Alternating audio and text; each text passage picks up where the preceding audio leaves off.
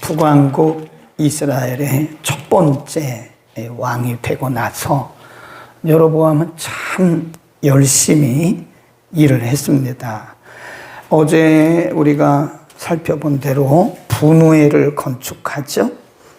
쭉 내려가 보면 25절에 여로보암이 에브라임 산지에 세겜을 건축하고 거기서 살며 또 거기서 나가서 분우엘을 건축했다.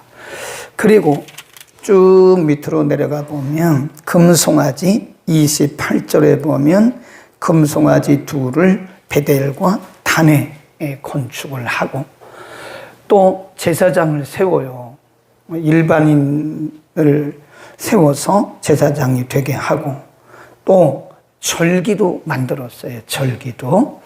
원래는 하나님이 정하신 절기는 7월 15일인데 한 달을 늘려서 8월 15일에 절기를 세워요. 여기에 반해서 르호보암은 별로 한 일이 없습니다. 남왕국 유다의 왕인 르호보암 별로 한 일이 없어요. 그러니까 여로보암은 왕이 되면서 세겜을 건축하죠. 분우엘을 건축하죠.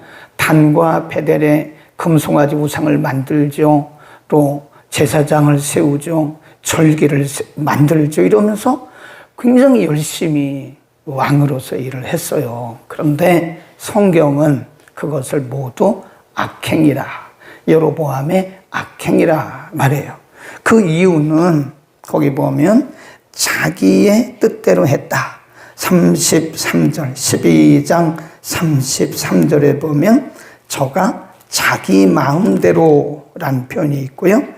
그 다음에 12장 쭉 내려가서 28절에 보면 또 그런 말씀, 26절에 그 마음에 스스로 이르기를 나라가 이제 다 르호보암에게 돌아가리라.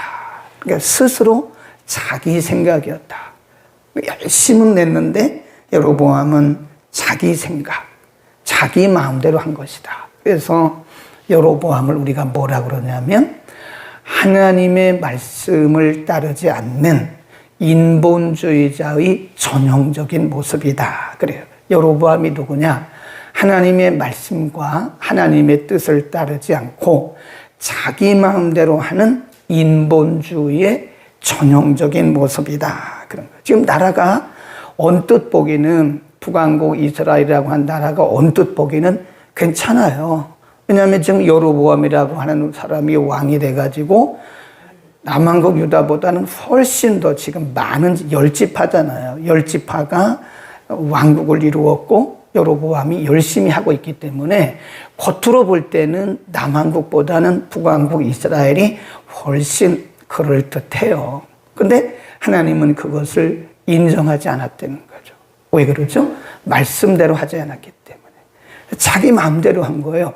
자기 마음대로 한 거고 말씀대로 하지 않았기 때문에 하나님과는 관계가 없다. 그러면 이런 모습을 보시고 하나님이 가만히 계시느냐? 그렇지는 않아요. 오늘 본문 1절에 보면 때에, 거기 줄 그어놓으세요. 때에. 바로 그때에 그 말이죠. 바로 그때에 여로보암이 하나님의 말씀을 떠나서 자기 마음대로 이런 일을 하고 있을 때에 하나님의 사람이 여호와의 말씀으로 인하여 유다에서부터 베델에 이르니 마침 여로보암이 단 곁에 서서 분향하는지라.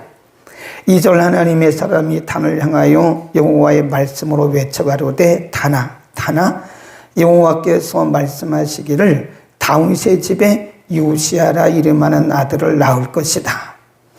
그리고 3절에 보면 그날에 저가 예조를 들어가로되 이는 여호와의 말씀하신 예조라. 단이 갈라질 것이고 그 위에 있는 채가 쏟아질 것이다. 그렇게 지금 여로보암이 자기가 만든 단 곁에서 분향을 하고 있을 때 바로 그때 하나님의 사람이 나타나요. 그리고 말하기를 앞으로 이제 요시야라고 하는 왕인데요. 이제 우리가 역사적으로 보면 지금 여로보암 시대로부터 300년 뒤에 일어날 일입니다. 남왕국에 300년 뒤에 요시야라고 하는 왕이 나타나서 이 단들을 다 헐어버려요. 지금 하나님은 하나님의 사람을 보내서 지금 여로보암의 이런 악행을 지적하시면서 앞으로 300년 뒤에 요시야라고 하는 왕이 나타나서 이 단을 다 헐어버릴 것이다 라고 말씀하시고, 그리고 3절에 보면 그 단이 갈라질 것이라고 예고를 하세요. 예고. 그리고 하나님의 그 예고대로 단이 갈라졌어요. 1절을 주목해야 됩니다. 여로보암이 이렇게 하나님 말씀을 떠나서 스스로, 이걸 우리가 뭐라 그러냐면 자행자지 그래요. 자기의 뜻을 따라서 자기가 행동한다.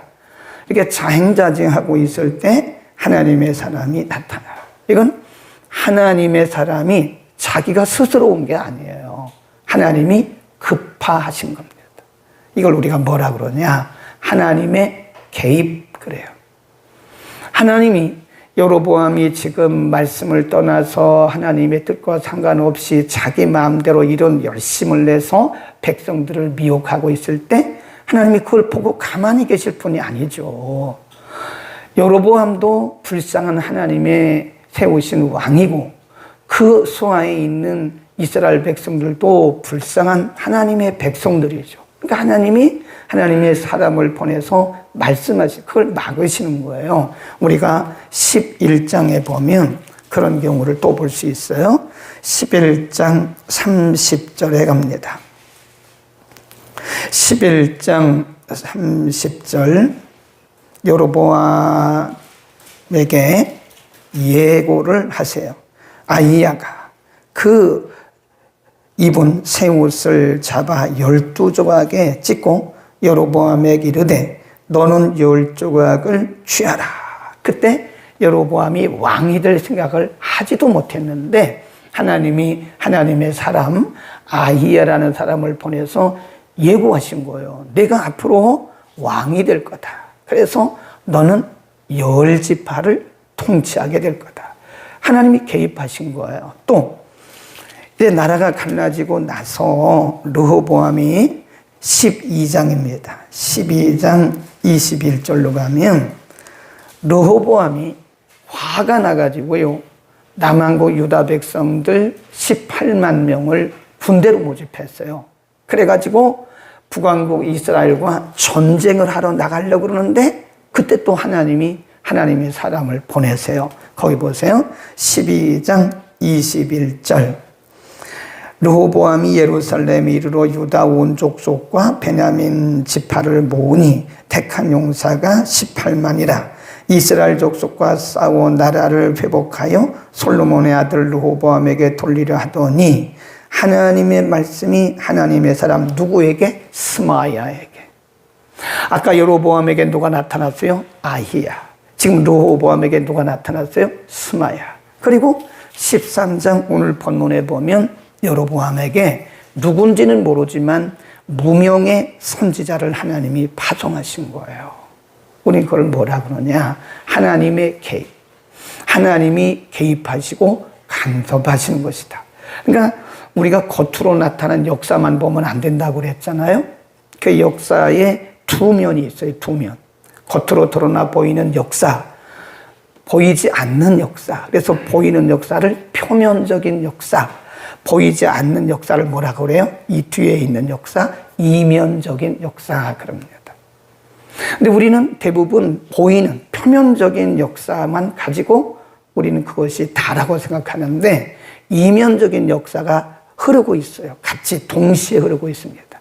그래서 하나님이 개입을 하시는 거예요. 네. 우리가 걱정하지 않아도 되는 것은 하나님이 개입을 하세요. 이렇게. 지금 여로보암이 아무것도 모르는 거잖아요. 그냥 열심만 내고 있는 거잖아요. 분우엘 건축했죠. 세겜 건축했죠. 단 만들었죠. 또 우상 만들었죠. 절기 만들었죠. 일반인 데려다가 다 레위인 만들죠. 이건 얼토당토 않은 일을 하고 있는 거예요, 지금. 근데 하나님이 그걸 그냥 보고 계시는 게 아니라 하나님이 하나님의 사람을 보내셔서 개입을 하시는 거예요. 네. 누군지는 모르지만 하나님의 종을 보내서 지금 개입을 하시면서 단 곁에서 분양하고 있던 그 여로보암에게 말씀하세요. 이 단이 무너질 것이다. 근데 진짜로 단이 쫙 갈라져요. 그리고 한번 보세요. 3절에 보면 단이 갈라지며 그 위에 있는 재가 쏟아지리라 하매 5절 하나님의 사람이 여호와의 말씀으로 말한 보인 예조대로 단이 갈라지며 재가 단에서 쏟아졌다. 하나님께서 증거를 보여주시는 거예요. 내가 아무리 너의 생각대로, 너의 뜻대로, 너의 방식대로 내가 지금 이렇게 하고 있지만 진짜 주인은 나야. 하나님이 지금 여로보암에게 단을 가르시는, 단을 뽀개시는 거예요. 단을 멸하시는 그 장면을 통해서 내가 왕이 아니고 사실 왕은 나야 라고 하나님이 여로보암에게 증거를 보여주시죠. 하나님은 오늘날도 우리의 인간 역사 가운데 매 순간마다 개입하시면서 증거를 보여주십니다. 우리는 보이는 역사만 가지고 우리가 낙심하고 절망할 거 없다. 보이지 않는 하나님의 역사는 지금 계속해서 흐르고 있고 하나님이 때가 되면 하나님의 필요에 따라서 하나님 반드시 개입하십니다. 아멘. 우리는 하나님의 개입과 간섭을 믿기 때문에 우리는 때로는 낙심되고 절망되고 때로는 정말 힘든 일이 있을지라도 하나님이 하나님의 때에 하나님의 방법으로 간섭하셔서 바른 길로 인도하시기 때문에 우리는 하나님을 바라보게 된다. 그 다음에 이런 모습을 본 여로보암의 징조도 봤죠. 말씀도 들었죠. 여로보암의 반응이 어떠했나? 이 반응이 중요합니다. 4절 함께 읽습니다. 시작. 여로보암 왕이 하나님의 사람의 베델에 있는 단을 향하여 외쳐 말함을 들을 때에 단에서 손을 펴며 저를 잡으라 하더라. 저를 향하여 편 손이 말라 다시 거두지 못하더라. 하나님이 지금 여로보암에게, 무지한 여로보암에게 하나님이 여전히 살아계시고 하나님이 간섭하고 계신다는 사실을 증거로 보여주신 거예요. 여로보암이 지금 하나님의 말씀이 없는 사람인데 하나님의 사람이 와서 말을 한다고 듣겠습니까? 안 듣죠. 안 듣습니다. 이미 그 중심에 하나님이 없는 사람이 어떻게 하나님의 말씀을 듣겠습니까? 나 말하기를 저놈을 잡아라. 뭐 그런 욕은 없지만 그랬을 거예요. 막 가르치면서 와서 저놈을 잡으라 그러는데 갑자기 이 폈던 손이 쫙 말라버린 거예요. 이 손이. 이 저놈을 잡으라 그러는데 갑자기 이 손이 쫙 말라가지고 이게 거둘 수가 없는 거예요. 순간적으로 마비돼 버린 거예요. 하나님이 증거를 보여주시고 하나님은 오늘날도 살아계신 증거를 보여주세요. 우리가 잘 감지를 못해서 그래요. 우리가 잘 감지를 못해서 그렇지 하나님은 매 순간마다 그분이 일하고 계신다고 하는 하나님의 개입과 간섭의 증거들을 보여주십니다. 그때 지금 생각해 보세요. 갑자기 하나님의 종이라는 사람이 와가지고 단 곁에서 지금 분양하고 있는 여로보암에게 와서 당신 그러면 안 됩니다. 이렇게 말할 때 얼마나 여로보암이 아주 득세를 했겠어요. 왜 저놈을 잡으라 그랬는데 그 순간에 이 손이 딱 말라버린 거예요. 그러니까 여로보암이 뭐라 그러나 보세요. 6절 함께 읽습니다. 시작. 왕이 하나님의 사람에게 말하여 가로되 청컨대 너는 나를 위하여 내 하나님 여호와께 은혜를 구하여 내 손으로 다시 성하게 기도하라. 하나님의 사람이 여호와께 은혜를 구하니 왕의 손이 다시 성하여 전과 같이 되니라. 하나님이 현장에서 보여주신 거예요. 하나님이 쓰시는 하나님의 사람이라는 것을 현장에서 보여주신 거예요. 사람이요, 건강할 때는 별소리 다 합니다. 뭐 하나님이 어디 있느냐, 뭐 하나님을 믿으려면 내 주먹을 믿어라, 뭐 별 얘기를 다 해요. 그런데 막상 본인이 어떤 이런 물리적인 혹은 육체적인 어떤 위기를 만나잖아요. 그러면 사람들은 다 약하게 되어 있어요. 여로보암이 저놈을 잡으라. 그러다가 손이 딱 순간적으로 마비가 되니까 하나님의 사람에게 하는 얘기가 나를 위해서 기도 좀 해달라고. 나를 위해서 당신의 하나님께 기도해서 나를 좀 낫게 해달라고 그거 아닙니까? 그러니까 여로보암을 위해서 그때 하나님의 종이 기도를 해서 하나님이 즉시 여로보암의 마비된 손을 풀어주신 거예요. 그래서 하나님의 사람의 영적 권위를 그때 하나님께서 세워주신 것이고 하나님이 그 사람을 보내셨다고 하는 증거를 보여주신 것이라 하는 겁니다. 그러니까 하나님은 영원한 왕이십니다.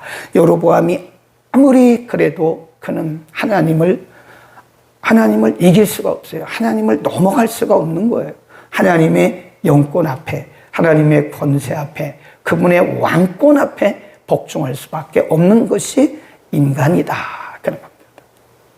그러니까 이참에 오늘 본문을 보면요, 여로보암이 하나님 없는 사람들의 모습을 볼 수 있습니다. 여로보암이 뭐라 그러냐면 마비되었던 손이 나았잖아요. 그러니까 뭐라고 얘기를 하냐면 이렇게 회유를 해요. 한번 보세요. 7절 왕이 여로보암이죠. 왕이 하나님의 사람에게 이르되 나와 함께 집에 가서 몸을 쉬라. 내가 네게 예물을 주리라. 언뜻 보면 지금 처음에는 여로보암이 하나님의 사람에게 분노했잖아요. 그러다가 하나님이 그 손을 치셔가지고 마비된 상태에서 하나님의 사람의 기도를 하나님 받으시고 여로보암의 손을 고쳐주셨잖아요. 그러니까 어떻게 보면 여로보암 왕이 인간적으로 하나님의 사람에게 그 선지자에게 한 말은 어떻게 보면 인간적으로 보면 예우를 갖추는 거예요. 당신이 내 손을 고쳐주셨고 더 나가서 당신의 한 말이 맞습니다. 그리고 말하기를 그러니 우리 집에 들어가서 좀 저와 함께 쉬시죠. 제가 당신에게 예물을 드리겠습니다. 그러니까 인간적으로 보면 이게 맞는 것 같아요. 예우한 것 같은데 이것은요 회유입니다. 회유. 이 부분을 우리가 잘 보셔야 돼요. 회유. 회유입니다. 그때 하나님의 사람이 뭐라 그러냐? 8절 하나님의 사람이 왕께 대답하되 왕께서 왕의 집 절반으로 내게 준다 할지라도 나는 왕과 함께 돌아가지도 아니하고 이곳에서도 떡도 먹지 아니하고 물도 마시지 아니하리라. 왜 그러냐? 그 이유는 하나님이 말씀하시기를 여호와의 말씀이 내게 명하여 이르시기를 떡도 먹지 말고 물도 마시지 말고 왔던 길로 돌아가지도 말라. 하나님이 이렇게 말씀하셨기 때문에 나는 당신이 베푼 그 호의가 그리고 환대가 감사하긴 하지만 나는 당신에게 함께 할 수 없습니다. 이건 하나님이 주신 말씀이에요. 하나님이 하나님의 종 선지자에게 보내시면서 분명히 말씀하셨다는 거예요. 여로보암과 함께 하지 마라. 여로보암의 집에 들어가지도 말고 그와 함께 떡도 물도 마시지 말고 왔던 길로 가지도 말고 다른 길로 돌아가라고 하나님 내게 말씀하셨기 때문에 나는 당신에게 그렇게 당신이 베푼 그 환대와 호의를 받을 수가 없습니다. 이게요 지혜입니다. 하나님이 왜 여로보암에게 하나님의 종에게 말씀하기를 그와 함께 하지 말라고 말씀하셨을까요? 우리가 인간적으로 보면 하나님의 종이 여로보암의 집에 들어가서 왕궁에 들어가서 조곤조곤 얘기하고 그를 설득하면 얼마나 좋겠어요. 그런데 악인들은 설득되지가 않아요. 인간의 말로는 설득되지가 않습니다. 은혜가 돼야 돼, 은혜가. 여로보암은 계속해서 돌이키지 않았어요. 네. 계속해서 그 악행을 계속하다가 비참하게 죽었어요. 그래서 북왕국 이스라엘의 모든 왕들이 악행을 행할 때 앞에 뭐라고 붙이냐면 여로보암의 죄를 따랐더라 이렇게 나와요. 이게 하나님이 오죽 아셔서 그렇게 말씀하셨겠어요. 그와 함께 하지 마라. 그러니까 때로는요, 영적인 문제는요, 칼이어야 돼, 칼. 이게 어정쩡해가지고는 안 됩니다. 네. 우리는 요한 칼빈이라는 분을 알잖아요. 일전 깔뱅이라고 그러는데, 요한 칼빈이 기독교를 개혁해요. 1517년부터 시작을 하는 건데, 이쪽 저쪽에 이제 기독교 개혁을 하는데, 일반적인 역사가들은요, 요한 칼빈을 굉장히 나쁘게 평가를 합니다. 나쁘게 평가해요. 루터도 기독교를 개혁하기 시작했을 때 일반적인 사람들은, 일반적인 역사가들은 칼빈, 루터, 쮸잉글리 이런 분들에 대해서 굉장히 안 좋게 얘기를 해요. 그거 왜 그러냐? 이 진리는 결탁할 수가 없어요. 그렇게 가니 개혁이 되지가 않는 거예요. 그러니까 일반인들이 바라볼 때는 루터나 칼빈이나 쮸잉글리나 이런 종교 개혁자들, 기독교 개혁자들은 아주 나쁜 사람들이죠. 네.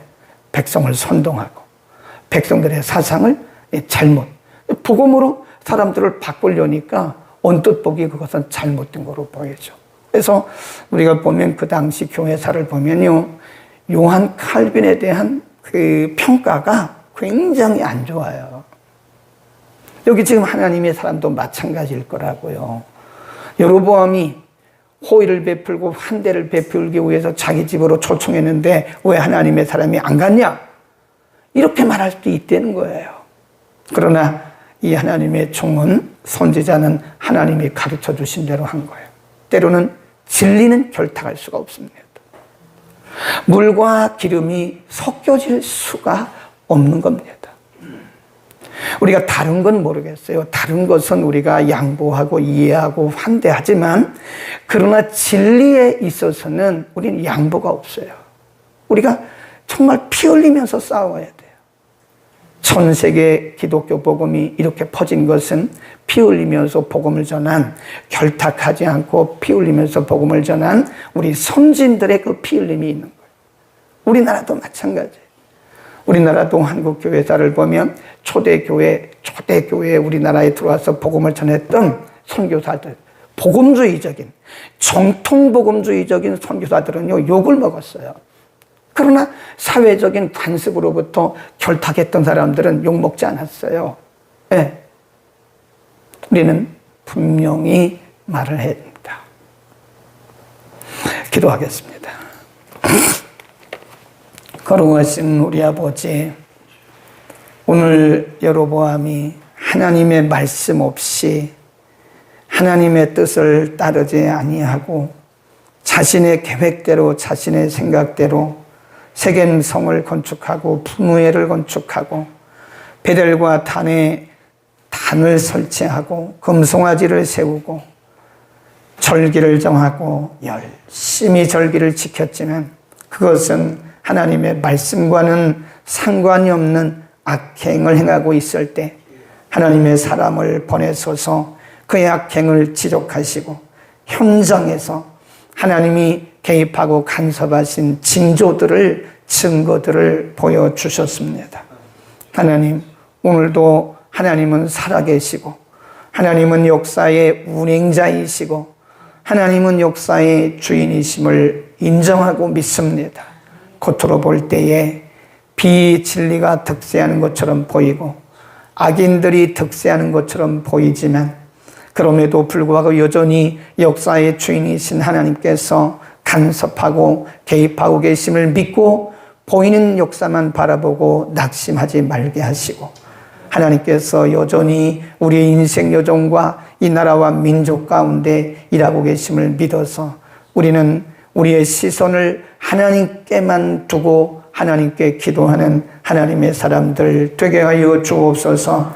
하나님의 사람이 악행을 행하는 여로보암과 결탁하지 아니했던 것처럼 하나님, 우리가 때로는 진리를 사수하고 하나님의 말씀대로 살아갈 때 다가오는 여러 가지 어려움도 있지만 우리가 끝까지 말씀을 사수하고 우리의 말씀 중심의 신앙을 사수할 수 있도록 은혜를 통하여 주옵소서. 예수 그리스도의 이름으로 기도드립니다. 아멘.